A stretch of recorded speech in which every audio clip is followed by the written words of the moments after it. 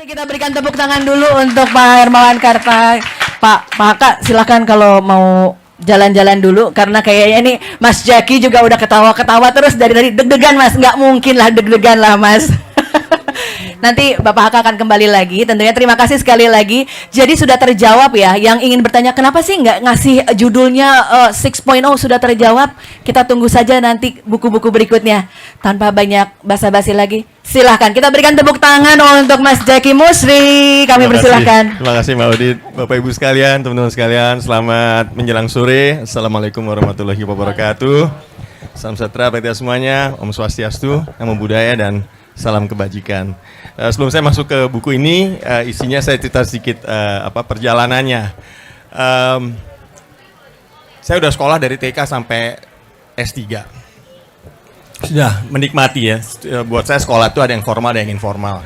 Dan saya masih terus in touch dengan orang yang di non-akademik untuk belajar terus.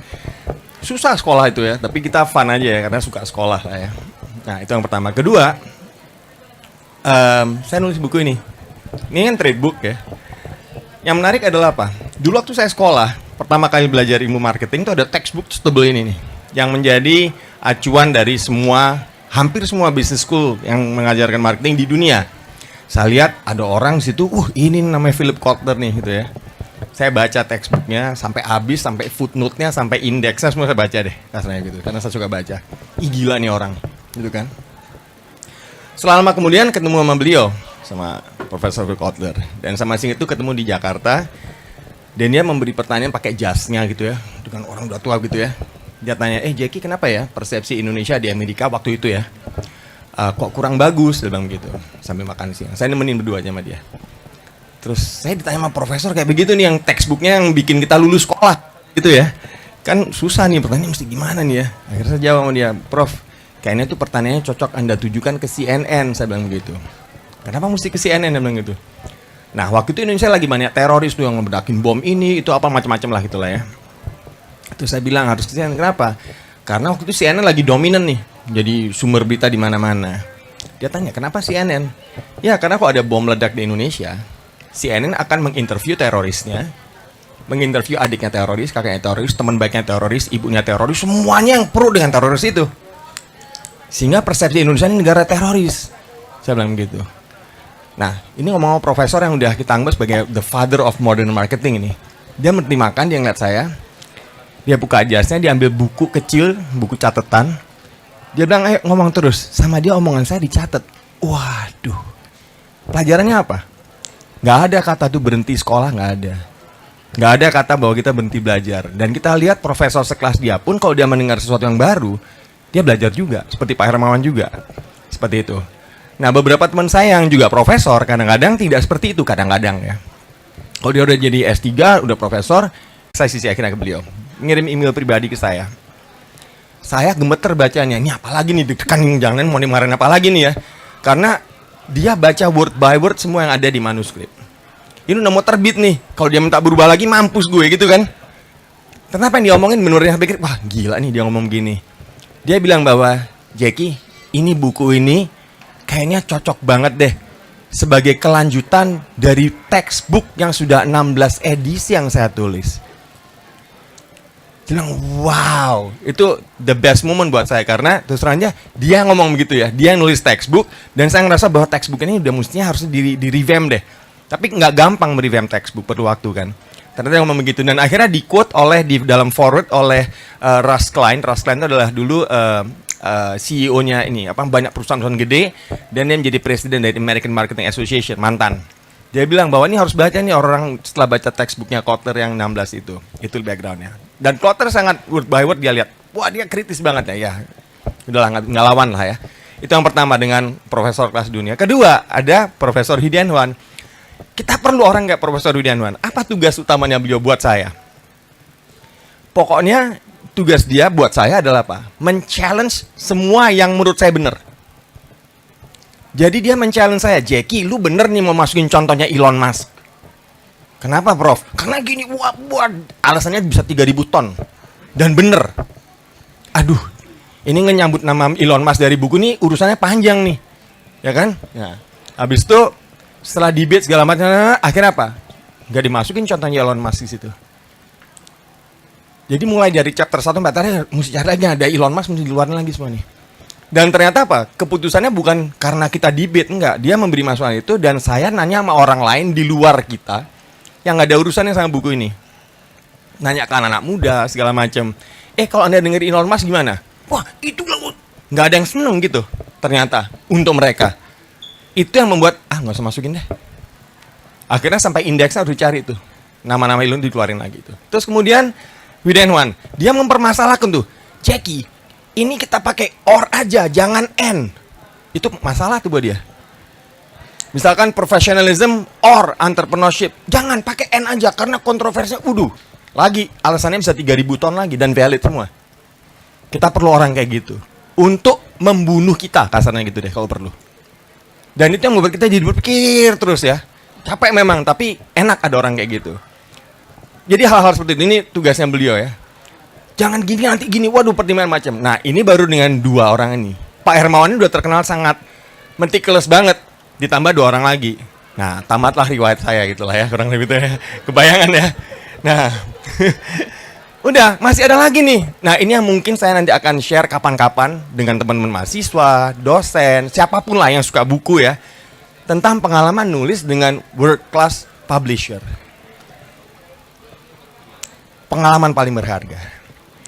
Saya harus ketemu dengan sekian banyak editor. Dan editornya itu eat, sleep, and dream militan sekali dengan yang dia kerjakan. Contoh ada satu editor khusus buat apa? Footnote. Dia nggak ngeliat apa? Ngeliatnya footnote doang. Footnote. Jadi dia ngecek, Jackie footnote ini gini karena gini. Ini footnote. Padahal di bukunya ada footnote berapa biji coba? Kita aja males ngeliatnya footnote-nya gitu kan. Dia mereview footnote. Word setiap footnote. Gila nih orang. Ada satu editor khusus terkait dengan copyright. Itu lebih militan lagi juga dia. Ada satu editor khusus menapa? Content refinement. Gila juga dia kerjanya. Ada satu lagi editor, dia tugasnya cuma ngebaca. Dan setiap komentar dari dia nggak pernah ada yang bagus. Gila kan? Tapi ini yang bisa bikin buku akhirnya menjadi seperti ini. Itu gitu. Mereka kerjanya benar-benar all out dan bukan ngerjain kita ya. Tapi for the best interest bahwa buku ini bisa layak publish. Seperti itu. Dan yang menarik adalah chief editornya Richard Naramore. Dia yang bahkan memberi judul ke appendix. Bukan saya yang memberi judul ke appendix. Karena apa? Kita kan takut-takut nih. Kita kasih ada Indonesianya, ada Bagong Semar Petro. Ini gimana? Ada gitunya juga kan? Tapi ternyata bilang, no, just put in an appendix. I think this is gonna be the title. Dia kasih title. Wah, itu nggak usah rubah titlenya. Tuh yang tertulis di situ yang Indonesian mythical symbol. Ada Indonesia. Itu rasanya seneng banget gitu lah ya. Seperti itu ya. Jadi itu cerita di belakang panggungnya. Nah ini yang mau mungkin saya share ke. Nah bahkan cara editing. Kalau kita terima ini ya. Saya juga termasuk itu kalau ada mahasiswa lagi asistensi gitu. Oh ini coret-coret gitu kan. Enggak loh, nggak boleh loh. Dia ngirim manuskrip ke saya nih, editornya. Jackie, lu baca ini ya, sudah gue kirim ya. Tugas Anda 1, do this, .2. 1, bla bla bla bla bla, 2, itu harus dipatuhin. Dan don't do this, 1, 2, 3, 4, 5 nih. 3, baca ini, attachment. Apa itu attachmentnya? Cara kita melakukan editing ke terhadap tulisan kita sendiri. Nyoretnya begini, warnanya harus gini, jadi nggak bisa, ini salah. Nggak bisa. Ada etikanya. Nah, itu belajar lagi cara beretika. Dan, waduh, amazing. Ini yang mau saya share dan saya ketemu beberapa teman saya yang dosen juga. Pernah tahu nggak editing kayak gini? Wah, nggak tahu gue. Baru tahu seumur hidup saya udah selesai sekolah ngajar saya nggak tahu tuh ada cara editing seperti itu. Cara nyoretnya gimana? Menghilangkan awalan, ini taruh di belakang, ini a, i, u, u. Itu ada semua notasinya. Ternyata dan ada etikanya. Itu yang membuat a book can go global sebetulnya. Ini yang kita lihat dan ini mungkin akan saya share kapan-kapan kalau ada waktu lagi. Tapi ini benar-benar pengalaman berharga yang menurut saya orang Indonesia perlu tahu karena nggak ada sekolahannya. Terus terang aja nggak ada sekolahannya dan sedikit mungkin orang yang ternyata nulis buku kayak gitu ya seperti itu. Jujur aja Bapak Ibu sekalian, nulis buku ini menurut saya jauh lebih susah daripada nulis disertasi. Terus terang aja, jujur. Karena disertasi tuh enak, pakemnya ini kayak gini, ini pakemnya beda, ini kayak teritori berbeda nih. Yang menurut editor begini, nah itu dia. Contoh gini nih, ada kalimat misalkan ya. Saya lapar, yuk makan. Tujuannya makan kan? I'm hungry, let's eat. Gampang kan? Itu bisa diusulkan, kenapa kita nggak nulisnya gini? Ada makanan enak-enak, yuk kita cobain. Dan itu alasannya juga lagi, 3.000 ton lagi alasannya. Iya ya, harusnya gitu ya. Dan mereka ngomong dari perspektif pembaca. Wow, itu benar-benar a lot of ilmu ya yang kita pelajari. Dan untungnya kita very open-minded. Kalau kita open-minded, kita seneng banget terima itu dan kita bisa share. Itu ceritanya, aku langsung masuk ke materinya pendek aja. Silakan. Boleh ya, Mbak ya? Oke, jadi oke, mungkin next aja kali ya. Ini nggak jalan. Oke, nah ini esensinya lah ya. Oke, next. Nah, ini saya sebut finally available, bukan available. Finally available. Karena terus terang aja jatuh bangunnya luar biasa ya. Jatuh bangunnya luar biasa sekali. Dan nulis buku ini ternyata bukan satu hal yang prosedural. Sangat ada artnya juga. Contoh gini, seharian saya di rumah, nggak kemana-mana nih, mikirin konsep. Gimana cara ngomong ini dengan cara yang gampang, mudah ngerti, ini bikin nggak nemu, dari jam 8 pagi sampai jam 10 malam, jam 11 malam. Nggak nemu, not even one word I can type on the computer, ya kan? Nggak ketemu nih. Aduh udah deh, nyerah deh, tidur gitu kan ya. Capek, udah mikir nggak ketemu. Pas mau tidur, baru tidur gini, ting, gitu kan? Itu bisa nggak tidur sampai jam 7 pagi lagi. Kita nggak bisa, ntar besok nggak bisa, langsung coret-coret dulu sebelum hilang idenya. Seperti itu. Jadi nggak ada jamnya. Dan memang jatuh bangun luar biasa, jadi makanya ada kata-kata finally available. Bukan just available, finally. Oke, next. Nah, ini kok kita lihat, next. Nah, ini lihat nih. IMF bilang bahwa bukan Indonesia, dunia ini setelah 2022 itu akan semakin gloomy dan uncertain. Ada di filenya IMF itu. Terakhir kita baca seperti itu. Jadi bisa growing, bisa stagnan dan sebagainya. Waktu Indonesia lagi growing bagus, kita tahu bahwa ada sekitar berapa puluh negara di dunia yang nyaris bankrupt. Negara nyaris bankrupt. Itu rasanya dengernya merinding gitu ya. Karena kok perusahaan bankrupt kayaknya normal ya. Ada tukang bakso bankrupt normal, dia terus bikin apa, itu normal. Ini negara bankrupt tuh kayak gimana ya gitu loh. Nggak make sense saking parahnya nih ya. Nah, jadi tuh. Terus berikutnya, nah ini yang kita sebut post normal. Jadi kalau dulu waktu kita masuk ke dalam era new normal itu waktu orang mulai pakai masker, distancing gitu ya. Lalu mulai ada penanganan waktu kita lagi terpuruk banget itu sudah masuk ke next normal sebetulnya. Ini post normal. Kita harus masuk ke era endemic dan sebagainya. Next. Nah dulunya kita cukup dengan pendekatan profesional. Tapi kalau coba kita belajar dari krisis kemarin, apa aja sih kantor kita, usaha kita bisa dengan pendekatan profesional untuk survive? Nggak bisa. Kita meeting jam 10 malam, nggak profesional tuh. Kita nelpon teman kita jam 2 pagi, besok jangan lupain ya itu, kalau nggak duit kita nggak masuk nih. Itu jam 2 pagi, nggak profesional kan? Profesional itu seringkali diartikan sebagai apa? Senin sampai Jumat, jam 5 sampai jam 9. Di luar itu, wah kita profesional dong. Ya kan? Nah itu dia. Jadi ada krisis hari Sabtu, yang ntar tunggu Senin meetingnya. Nggak bisa.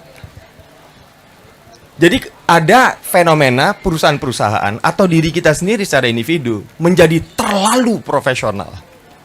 Terlalu profesional. Dan saya belajarin juga dalam perjalanan 20 sekian tahun bersama Mark Plus nangani banyak perusahaan. Saya yang bikin risetnya, penelitiannya, ketemu kesimpulannya, gila nih perusahaan ini bahaya banget. Saya presentasi ke board of directors, kita ini nggak ikut punya perusahaan, nggak ikut punya saham, nggak ada kepentingan. Itu aja deg-degan gitu loh.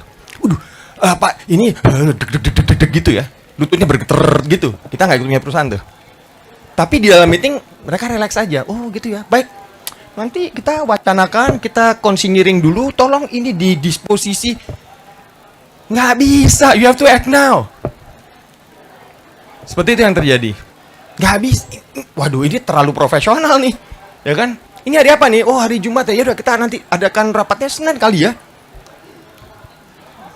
Nggak bisa. Kalau perusahaan itu benar-benar mau survive dalam kondisi krisis itu, dia harus meeting hari itu juga, memutuskan hari itu juga. Nah ini, sehingga akhirnya kita perlu pendekatan yang kita sebut berikutnya, ini yang entrepreneurial, lebih entrepreneurial. Nah, orang suka salah nih, entrepreneurial itu gimana sih? Entrepreneurial bukan berarti seseorang itu punya bisnis sendiri. Enggak. Pak Jokowi presiden kan? Birokrat kan? Tapi dia entrepreneurial kan? Ah, gini aja deh, nanti ini, saya ambil risiko ini. Itu entrepreneurial. Tapi dia presiden kerjaannya. Ya kan? Ada satpam. Waduh. Tapi dia berinisiatif, melihat ada kemungkinan ini. Itu entrepreneurial. Jadi, ini entrepreneurship sebagai mindset, bukan sebagai business owner. Seperti itu. Dan ini bisa diterapkan oleh siapapun. Ada dokter yang dia dulu gitu aja. Kenapa gitu aja? Kalau kita lihat, dia nggak entrepreneurial. Tapi ada dokter yang, wah buka ini, wah, jadi kaya banget. Mama gitulah ya, kita ngomong ekstrimnya ya. Itu entrepreneurial banget ya. Ya kan? Contoh, pendiri Kalbe Pharma. Entrepreneurial banget kan? Dokter loh dia. Dokter Bun almarhum baru saja meninggal. Entrepreneurial banget tuh. Lalu Dokter Kristo teman saya ngambil sekolah S2 MBA, punya klinik apa, entrepreneurial, tapi dia dokter. Jadi nggak harus lalu kita jadi pengusaha. It's a different story. Dan pada sisi lain, saya menemukan banyak hal. Saya karena ngurusin dalam organisasi yang bergerak, ngurusin banyak sekali UKM. Nah ini menarik nih. Selalu ada pertanyaan. Orang yang melakukan disertasi mengenai UKM dan sebagainya tuh lalu bertanya, kenapa ya UKM ini susah banget berkembang pesat? Kenapa ya? Saya udah keliling Indonesia ketemu ribuan UKM. Ngeliat apa sih sebetulnya? Ternyata jawabannya simple. Dia ini yang punya usaha kan? Punya UKM kan? Ternyata apa? Dia punya usaha ini. Ternyata dia tidak bersikap, berpikir, bertindak layaknya apa? Pengusaha. Dan tidak memperlakukan perusahaannya layak apa? Perusahaan. Dan dia sendiri sebetulnya bukan entrepreneur beneran, tapi apa? Produser. Saya bikin ini, dia duduk di ini, udah krik. Lalu kita datang, Pak tolong dibantu dibeli Pak. Dibantu, nggak bisa. Entrepreneur tuh nggak ada yang minta bantuan. Entrepreneur tuh mencari kesempatan, kata Pak Hermawan kan. Dan yang lebih gila lagi apa? Ada teman saya sangat entrepreneurial sekali. Saya bilang ini sama dia, Anda nyari kesempatan tuh? Iya aja, gue cari kesempatan, bla bla bla bla bla gitu kan. Terus kalau kesempatannya nggak ada, gimana? Saya bilang gitu. Ayo, gimana? Saya challenge itu. Dia cuma senyum gini. Gampang. Apa? Ya kita bikin sendiri kesempatannya. I create the opportunity.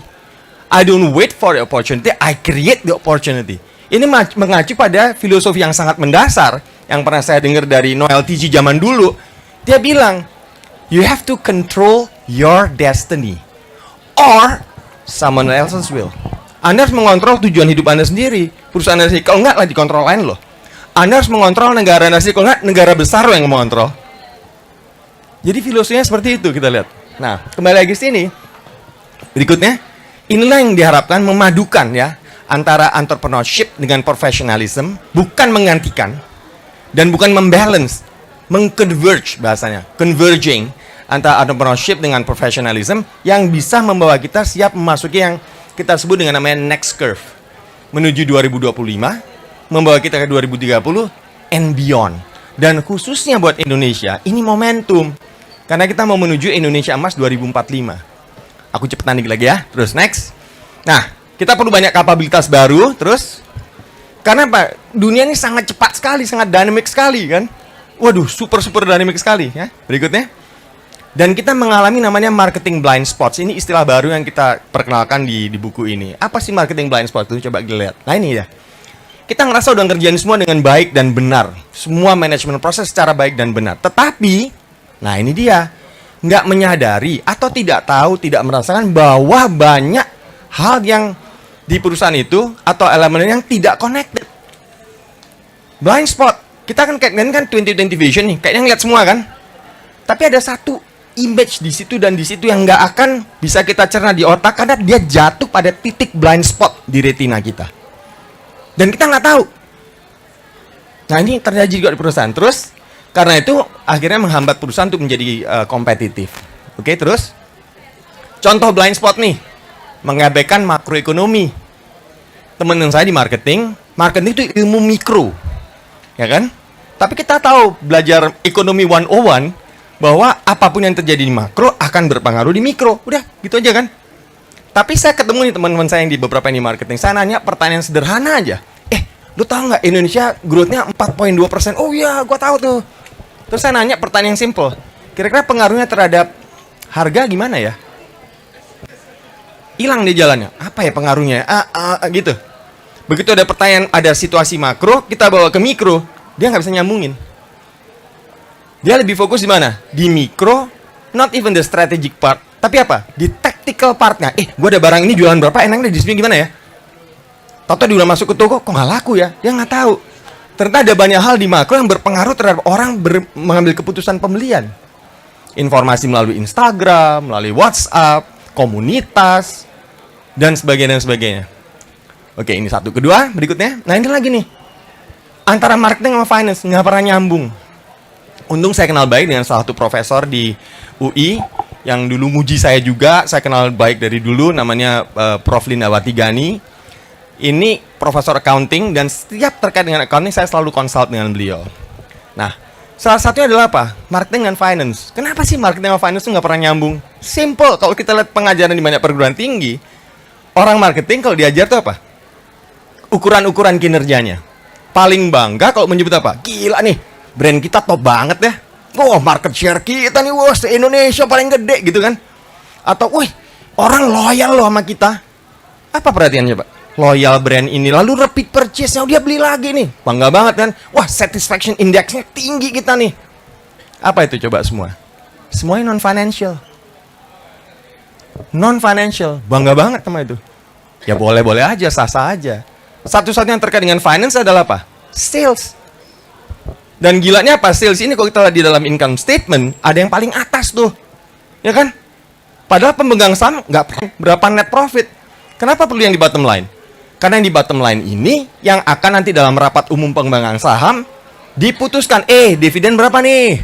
50% dividen, 5% retain earnings ya, laba ditahan ya, gitu kan? Nah, percuma nih salesnya tercapai 150%, tapi buahnya minus terus. Buat apa? Ya kan? Berapa persen orang marketing di perusahaan yang pernah ngelihat aja, ngelihat gini. Wah, itu laporan keuangan, ngelihat doang loh ya. Itu udah dikit. Berapa yang pernah megang laporan keuangan? Lebih dikit lagi.